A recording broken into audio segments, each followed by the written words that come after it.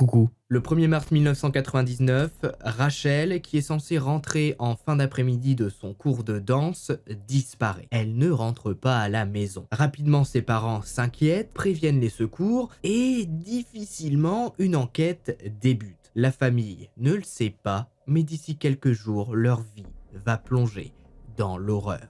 Destin brisé, disparition, jalousie, bienvenue pour une nouvelle HVF.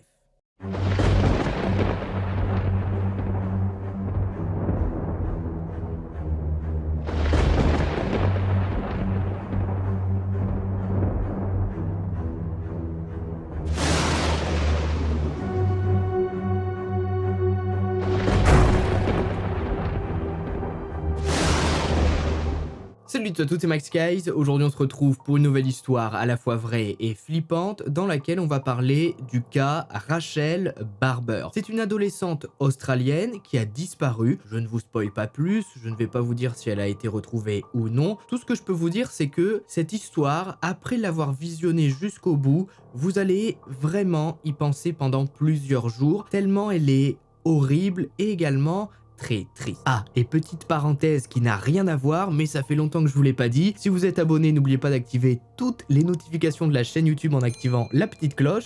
Également de passer sur Utip à la fin de la vidéo. Bref, on est parti. 1er mars 1999. Notre histoire prend place en Australie, et plus précisément à Melbourne, une grande ville divisée en quartiers pavillonnaires, très sympa d'après ce qu'on peut voir sur Google Maps. Pas une ville horrible avec des buildings partout. C'est dans cette ville que vit la famille Barber, composée d'Elizabeth et Michelle et de leurs 3 enfants, Rachel l'aînée et ses 2 sœurs. Rachel est à l'époque une adolescente de 15 ans qui est passionnée de danse et qui rêve d'en faire son métier. En effet, depuis maintenant quelques mois, elle est scolarisée à la Dance Factory, qui est une école de danse. Elle a complètement quitté le parcours scolaire classique et elle se consacre maintenant uniquement à sa passion pour en faire son métier. Selon ses parents, ça a été une décision assez difficile à prendre. C'est-à-dire que ça fait quand même peur de déscolariser son enfant du parcours scolaire classique pour le mettre dans une école de danse. Mais Rachel est vraiment à fond dans ce qu'elle fait et ses parents lui font confiance. L'adolescente a également fait une apparition dans le magazine Women Fitness Australia qu'il avait mise en avant grâce à son beau visage et ses beaux yeux. En clair, pour le moment, Rachel a tout pour réussir. À 15 ans, le mannequinat lui ouvre les portes et elle est une très bonne danseuse. Tout va bien pour le moment. Elle a également un petit ami qui s'appelle Manuel et qui est un mec comme les autres. Il a son âge, ils sortent ensemble depuis maintenant quelques semaines, il a rencontré les parents de Rachel et tout se passe bien. En ce lundi de mars 1999, Rachel a comme presque tous les jours cours de danse. Elle se lève donc aux alentours de 8 h et c'est son père Michel qui l'emmène au tram. Melbourne est une grande ville et donc vu qu'il passe par l'arrêt de tram pour aller travailler, quasiment tous les matins, il emmène sa fille pour prendre les transports. Rachel part de la maison, embrasse sa mère et lui dit à ce soir. Bref, une matinée complètement normale. Michel dépose sa fille au tram, il est environ 9 h 30 et Rachel se rend alors chez l'une de ses amies. En effet, elle s'est fait une très bonne amie à l'école de danse et ils ont pour habitude d'aller ensuite prendre le petit déjeuner dans l'école de danse justement avec tout le monde. À 10 h 30, Rachel arrive à la Dance Factory. 17 h 35. À cette heure-ci, Rachel quitte les cours. Manuel l'attend devant l'école de danse et elle dit au revoir une dernière fois à ses amis. Ses camarades ne le savent pas, mais demain, Rachel ne se présentera pas en cours. Voilà maintenant presque 1 heure que Rachel a terminé les cours. Son père l'attend donc à l'arrêt de tram. Il est là depuis quelques minutes et normalement, le tram qui ramène Rachel à la maison arrive aux alentours de 18 h 20.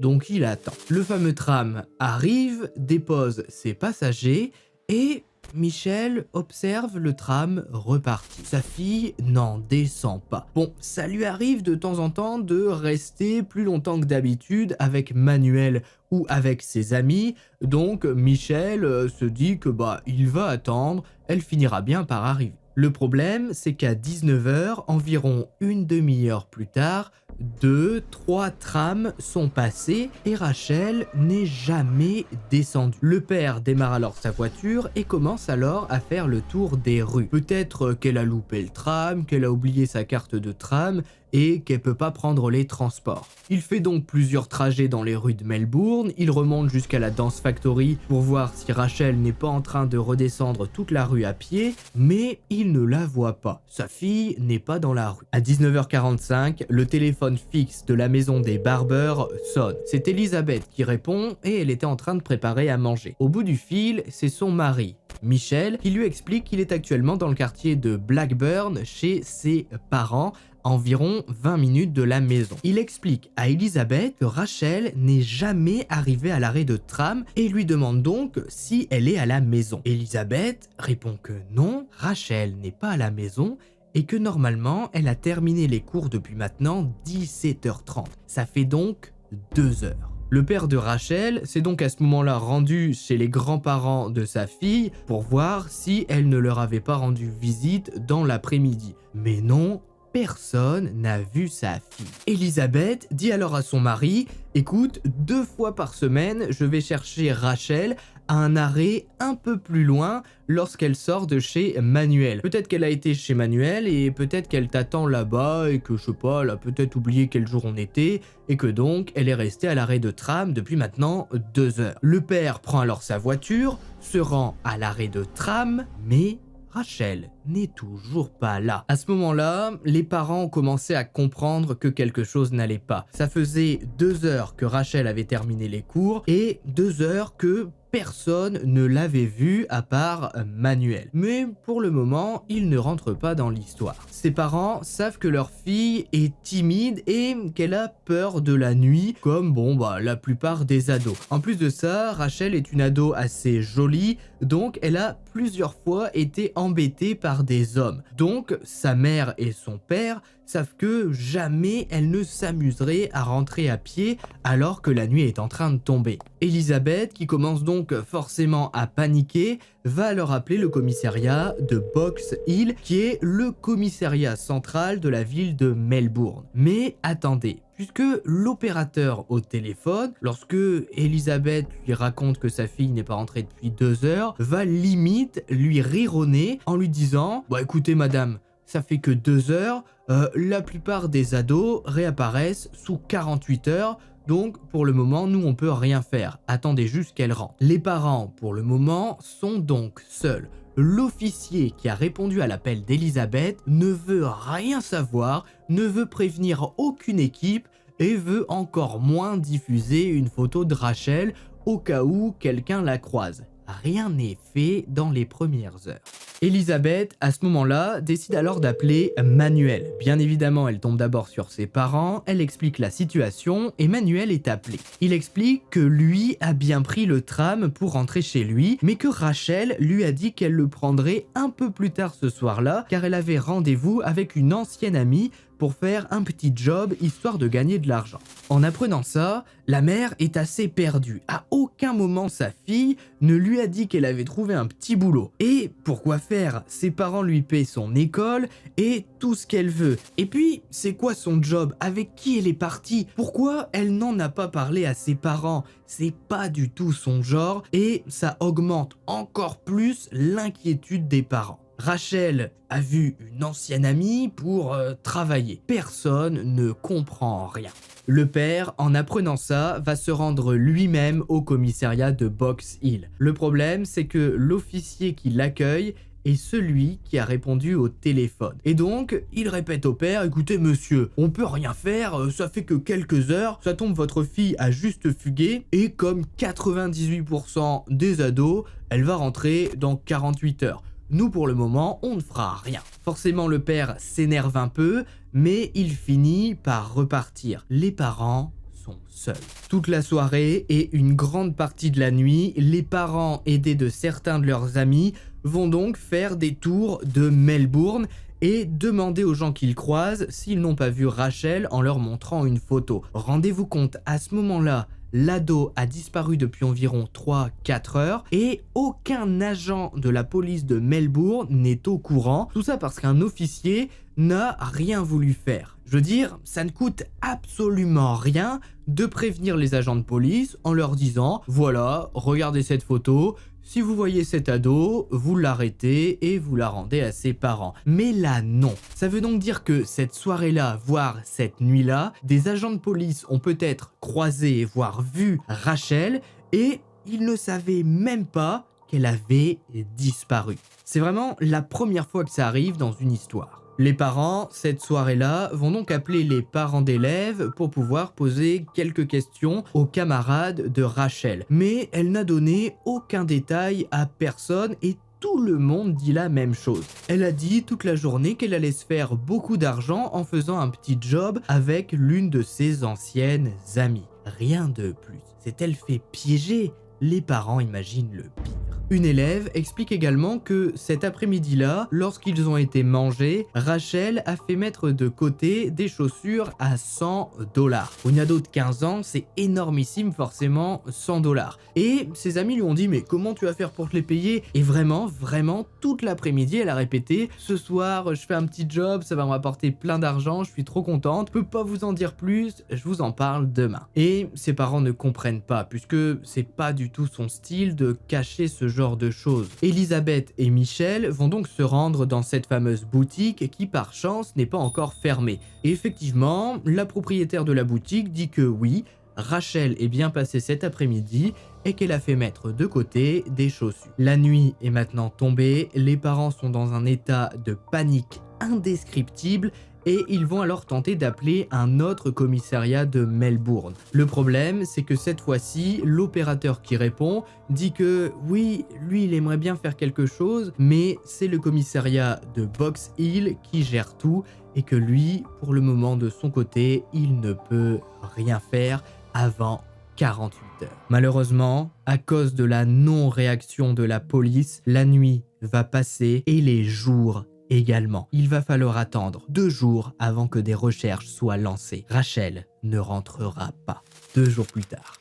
Rendez-vous compte à quel point le temps a été long pour les parents. Ça fait 2 jours que Rachel n'est pas rentrée à la maison et personne n'a rien fait. Absolument personne n'a voulu lancer des recherches. C'est inimaginable comme situation. Elisabeth et Michel se sont donc démenés de leur côté pour tenter à leur échelle de faire quelque chose. Heureusement pour eux, une petite entreprise d'imprimerie a donc fait faire des affiches avec le visage de Rachel dessus, une petite centaine, et Manuel, ses amis et les parents les ont donc affichés dans toute la ville de Melbourne. Ce deuxième jour, les parents se rendent de nouveau au commissariat de Box Hill et leur disent « Cette fois-ci, ça fait 48 heures, 2 jours que notre fille n'est pas rentrée, faites quelque chose. » Une petite équipe d'enquêteurs est donc mise en place. Mais je vous le dis tout de suite, ces enquêteurs vont être des gros cons qui ne vont pas du tout avoir envie de résoudre l'affaire. Ils vont dire aux parents « Ah bon, votre fille de 15 ans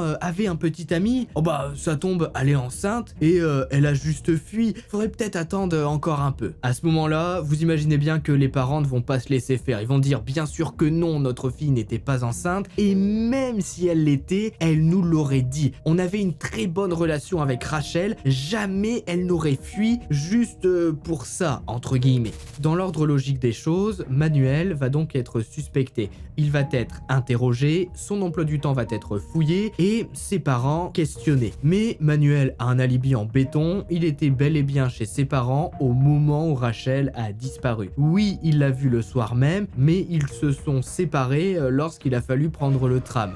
Manuel a pris le tram, pas Rachel. La chambre de Rachel va être fouillée et une fois de plus, ça va être un véritable fiasco. En gros, les enquêteurs vont tomber sur un bout de papier avec écrit dessus un trajet en train qu'avait prévu Rachel avec sa mère il y a 4 mois. Mais les enquêteurs ne veulent rien entendre. Pour eux, c'est la preuve que Rachel avait tout préparé et qu'elle a fui en prenant le train. Pourtant, Elisabeth a beau leur expliquer qu'ils avaient prévu ce trajet mère-fille pour aller faire un peu de shopping à travers la ville et dans les alentours, et que, elle connaît sa fille, elle était là lorsqu'il y a 4 mois, elle a préparé ce trajet. Mais pour les enquêteurs, non, si le trajet a été fait, c'est que Rachel a fui. Je veux dire, même moi là, en vous racontant l'histoire après avoir fait mes recherches, je trouve ça encore complètement dingue. Mais vraiment, j'arrive même pas à imaginer dans quel état à ce moment-là étaient les parents. Ça doit rendre complètement dingue d'avoir en face de soi quelqu'un qui vous dit « Si, ça c'est la preuve que votre fille est partie d'elle-même », alors que vous le savez, vous le sentez au fond de vous que quelque chose ne va pas. Les parents, cette journée-là, vont même demander à la police de faire un appel public et donc de contacter les médias. Mais les enquêteurs vont refuser. Pour eux, ça fait que 2 jours, pas besoin de s'inquiéter. À ce moment-là, malheureusement, Elisabeth va péter un plomb, elle va sortir dehors en pleurant et en hurlant, et elle jettera même son sac sur l'un des policiers en leur disant « Vous êtes incompétents, ma fille va mourir ». C'est-à-dire que elle le sentait. Quand quelqu'un disparaît depuis 2 jours alors qu'il n'a donné aucun signe, dans le sens où on n'avait pas compris qu'il allait par exemple fuir, eh bien, on sait qu'il se passe quelque chose. Et Elisabeth, la mère de Rachel, le sentait. Elle savait que sa fille, passionnée de danse, qui avait commencé à faire un peu de mannequinat, n'aurait jamais disparu comme ça, juste pour fuir. Manuel et les amis de Rachel, quant à eux, vont faire une liste d'amis filles que Rachel avait fréquentées. Le problème, c'est que dans ces dizaines d'amis, personne n'avait envie de lui faire de mal et personne n'a le profil pour lui faire du mal. Et malheureusement, à cette époque, Rachel n'avait pas de téléphone portable. D'ailleurs, ça venait à peine d'apparaître. Donc, il n'y a pas le délire de fouiller les SMS par exemple. Vous voyez, ça aurait pu beaucoup aider. Malheureusement, les enquêteurs n'ont rien et ne font rien. Les jours vont continuer à passer et ça va être fatal. Une semaine plus tard, Rachel n'est toujours pas rentrée et les médias australiens commencent enfin à s'intéresser à son cas et sa photo est diffusée à grande échelle. Grâce à cette diffusion, une ado nommée Allison va se rendre au commissariat pour dire que le 1er mars, elle a vu Rachel en fin d'après-midi avec une adolescente qui semblait plus âgée qu'elle. Un croquis va être réalisé et montré à la famille. Au départ, les parents ne vont pas vraiment réussir à reconnaître quelqu'un, mais ils ont remarqué que le dessin ressemblait un peu à une ado que Rachel connaissait et qui s'appelait Caroline Robertson. Elle avait appelé le 7 mars au matin pour demander si la famille avait besoin d'aide et c'est comme ça que les parents se sont souvenus d'elle. Caroline était une ancienne connaissance de Rachel puisque en fait les parents de Caroline étaient voisins des barbeurs il y a maintenant quelques années et Caroline servait de temps en temps de babysitter pour garder Rachel et ses 2 sœurs. C'est comme ça que les 2 filles ont commencé à bien s'entendre, mais ils n'étaient pas meilleurs amis. Selon le croquis, ce serait donc elle, apparemment, l'ancienne amie que Rachel a rejoint pour un job. Pourtant, comme je vous le dis, les parents comprennent pas bien. Elle a juste fait babysitter, c'est une connaissance de la famille, voilà, rien d'autre. Les enquêteurs vont enfin faire leur travail et se renseigner un peu sur Caroline, pour le moment qui est leur seule suspecte. Et encore, c'est un bien grand mot. Caroline travaille en ce moment dans un centre de télécommunications et elle est en arrêt maladie depuis quelques jours maintenant. Les enquêteurs vont donc décider de se rendre à son appartement pour lui poser quelques questions et pour lui demander si elle a vu Rachel le 1er mars. Ils décident d'aller chez elle le 12 mars, 11 jours après la disparition de Rachel. Rendez-vous compte quand même des délais, c'est énormissime. Les enquêteurs passent à 9 h, mais personne ne répond. Ils repassent à 17 h 30 et une nouvelle fois, personne ne répond. Bon, ils ont quand même envie de lui poser des questions, donc ils forcent un petit peu la porte. Ils entrent dans l'appartement, mais à première vue, il n'y a personne. En plus de ça, l'appartement est en bordel, mais on y reviendra après. Les enquêteurs se dirigent alors doucement vers la chambre de Caroline. Ils ouvrent la porte et Caroline est là.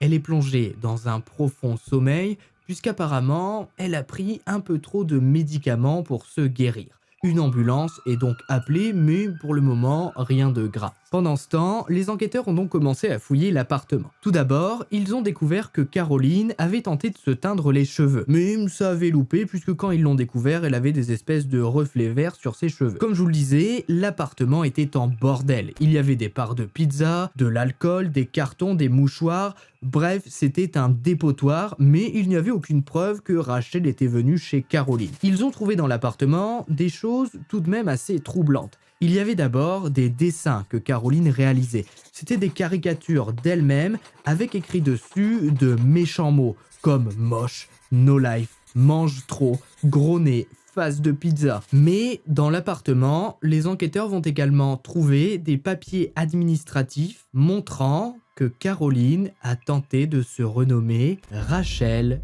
Barber. Et à ce moment-là, ça devient très étrange, voire flippant. Pourquoi faire ce genre de choses? Un sac de sport rempli de vêtements en taille XS va également être retrouvé. Le problème, c'est que XS, ce n'est pas du tout la taille de Caroline, mais plutôt celle de Rachel. Les enquêteurs vont donc avoir beaucoup de questions à poser à cette ado qui, depuis, s'est réveillée à l'hôpital. Elle est en forme et n'a rien. Un seul enquêteur va se charger de poser quelques questions à Caroline. Il entre dans sa chambre d'hôpital et Caroline est en pleine forme, prête à répondre. Et il demande à Caroline si c'est bien elle qui a été vue avec Rachel le soir du 1er mars. Caroline se met bien sur son lit d'hôpital, elle se cale, elle regarde l'enquêteur et lui dit « Bah oui, Rachel est morte, je l'ai enterrée ».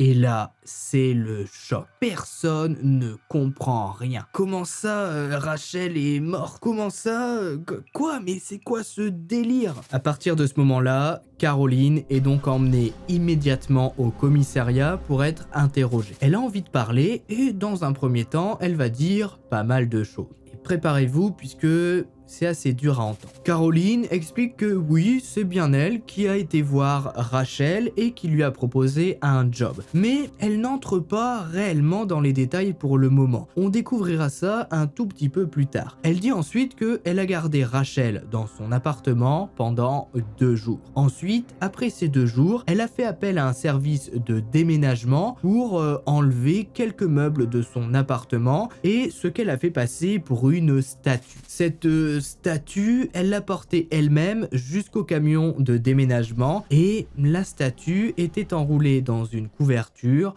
dans un drap et dans un sac. Ce n'était pas une statue, c'était Rachel. Le camion de déménagement a ensuite emmené Caroline à Kilmore, dans la ferme familiale de ses parents. Une fois arrivée à Kilmore, Caroline a débarqué ses meubles, a débarqué Rachel et elle dit ne se souvenir de rien.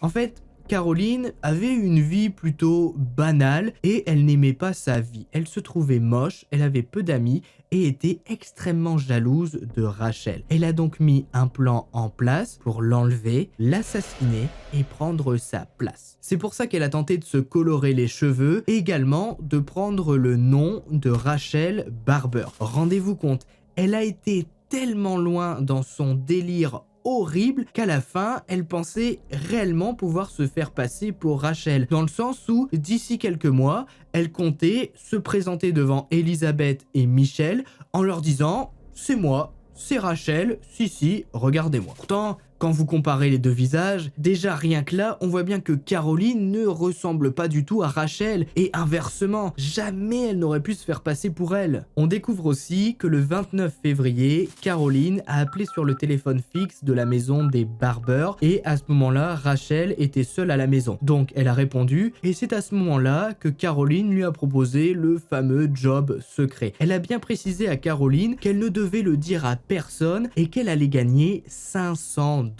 C'est comme ça qu'elle a attiré l'adolescente dans son piège.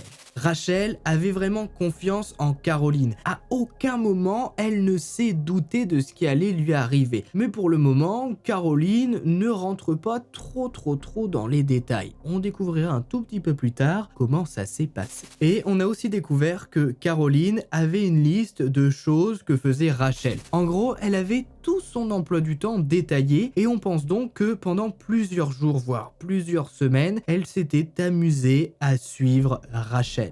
Enfin, c'est vraiment une sacrée psychopathe quand même. Et Rachel n'a jamais remarqué que Caroline pouvait être par exemple à 2 pas derrière elle en train de la suivre et de l'observer. Elle était dans sa vie, dans sa danse, elle avait son petit ami, elle faisait pas du tout attention aux dangers qu'il y avait autour d'elle. La ferme de Kilmore va donc être fouillée.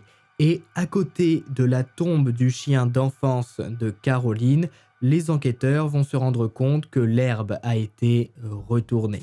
Sous cette herbe retournée, il y a Rachel.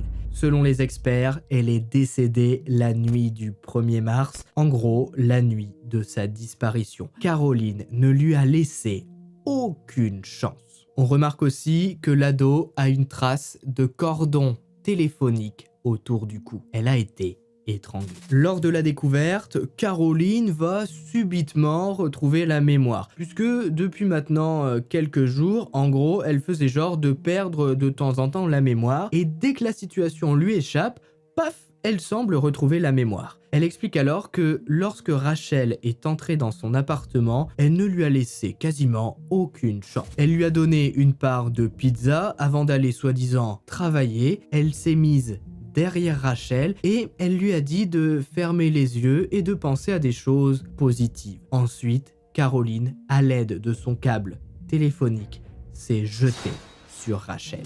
On retrouvera également dans l'appartement de Caroline une liste de choses très minutieuses, de choses à faire. Et vous allez voir que cette liste va avoir son importance puisque ça prouve qu'elle avait tout prévu. Faire manger Rachel, cordon téléphonique, corps dans le sac, changer de nom, fermer le sac, demander un prêt à la banque pour avoir une voiture, organiser le déménagement, nettoyer l'appartement. Bon alors ça apparemment, elle n'a pas eu le temps de le faire. Mais le pire, c'est que le père de Caroline s'est rendu dans son appartement le 2 mars pour voir comment allait sa fille, puisqu'il savait donc qu'elle était en arrêt maladie. À ce moment-là, Rachel était dans la chambre et elle était déjà morte.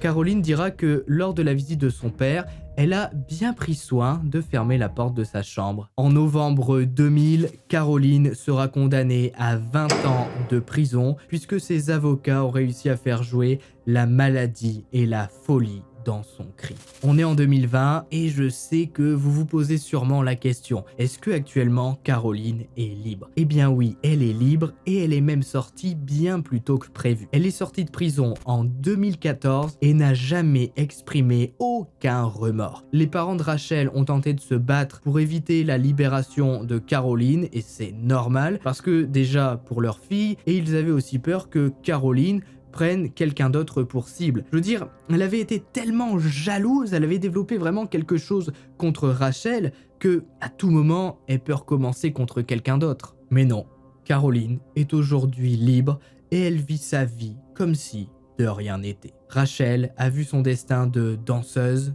et de mannequin brisé à cause d'une ado jalouse et malade. C'est ainsi que se termine son histoire. Si vous avez regardé la vidéo jusqu'au bout, je vous invite à mettre terrible en commentaire puisque je pense vraiment que cette histoire est terrible. Bref, c'était Max Guys, on se retrouve très bientôt pour de prochaines histoires à la fois vraies et flippantes. N'oubliez pas le pouce bleu, de vous abonner et d'activer la cloche comme d'habitude. On se retrouve très bientôt et puis